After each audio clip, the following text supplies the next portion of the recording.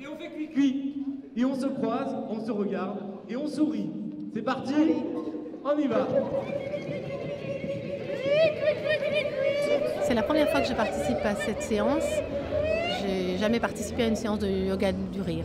Maintenant, on va voir ce qui va se passer quand on laisse monter, quand on laisse venir le rire. Ce rire que vous avez échauffé, donc normalement vous devriez être un peu plus tranquille pour rire.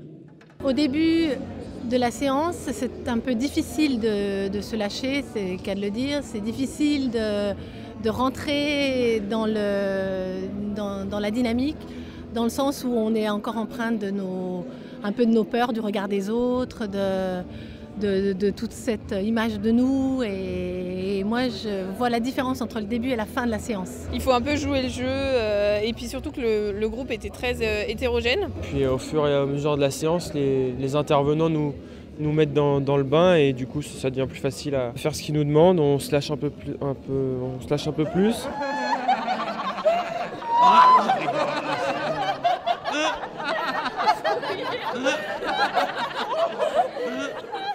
Ça conduit à une véritable détente, à une capacité de détachement et par ailleurs à la possibilité de voir sa propre situation de manière plus positive que lorsque l'on arrive, c'est sûr. Installez-vous confortablement et fermez les yeux. C'était sympa, on a bien ri.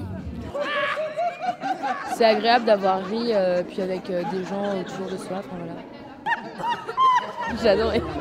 Ça peut libérer et déstresser. Moi par exemple j'ai mes partiels bientôt. On verra le résultat, mais je pense que ça m'a un peu déstressé et ça m'a permis de vraiment d'évacuer ce que j'avais en moi.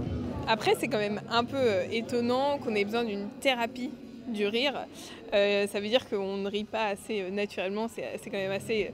Ça montre un peu une faille de notre société, mais bon, c'est très sympa.